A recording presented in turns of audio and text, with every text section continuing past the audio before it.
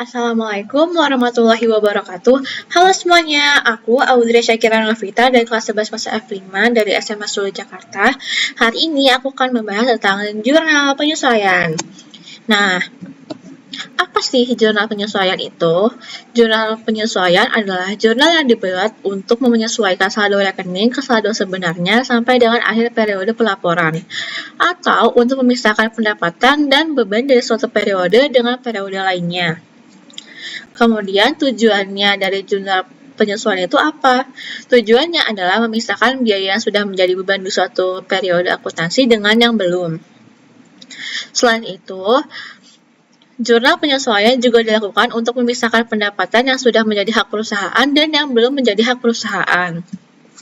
Kemudian, apa saja akun yang dibuat oleh jurnal penyesuaian? Yaitu ada perlengkapan, beban bayar di muka, pendapatan diterima di muka, beban yang akan dibayar atau masih harus dibayar, pendapatan yang akan diterima, penyusutan aktiva tetap, dan piutang tak tertagih. Nah, di sini aku ada contoh soalnya.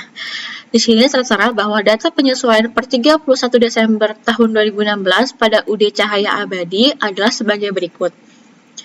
Yang pertama, nilai saldo akun perlengkapan dalam neraca saldo berjumlah Rp1.000.000. Pada akhir periode, jumlah perlengkapan yang masih ada adalah sebesar Rp400.000. Yang kedua, nilai saldo sewa diterima di muka menunjukkan jumlah sebesar Rp18 juta. Sewa berjangka waktu dari 1 April 2016 sampai dengan 1 April 2017. Yang ketiga, gaji dan upah karyawan yang belum dibayar untuk bulan Desember 2016 sebesar Rp2.400.000. Yang keempat, pemakaian peralatan toko menyebabkan penyusutan peralatan toko sebesar Rp4 juta. Yang kelima, sebesar 5% dari nilai jumlah piutang dagang sebesar Rp50 juta ditaksir tidak dapat ditagih karena perusahaan kreditor bangkrut. Yang keenam, nilai persediaan barang dagang sebesar Rp15 juta yang tercatat pada awal periode.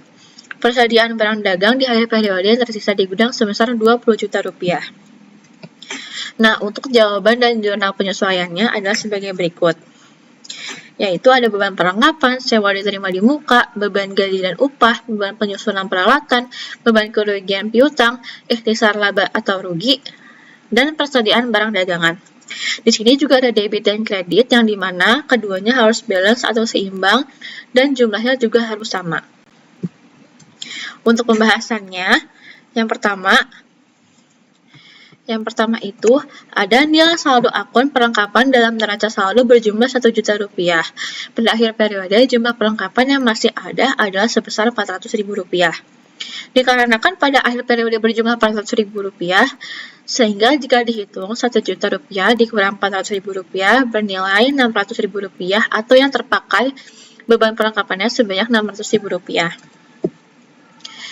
Kemudian, nilai saldo sewa diterima di muka menunjukkan jumlah sebesar Rp18 juta.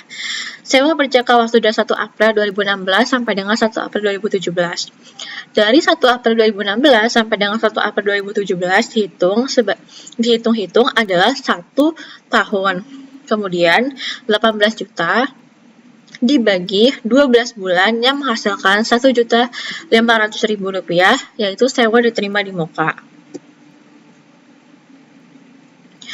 Yang ketiga, gaji dan upah karyawan yang belum dibayar untuk bulan Desember 2016 sebesar Rp2.400.000. Sehingga dicatat beban gaji dan upah dan utang gaji dan upah kepada karyawan pada bulan Desember 2016. Lalu, pemakaian peralatan toko menyebabkan penyusutan peralatan toko sebesar Rp4 juta. Sehingga di sini ditulis beban penyusunan peralatan dan akumulasi penyusunan peralatan.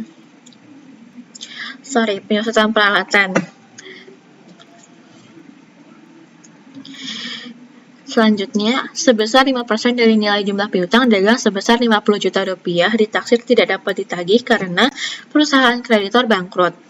Nah, karena kreditor bangkrut sehingga Rp50 juta akan dikali 5% sehingga menghasilkan Rp2.500.000.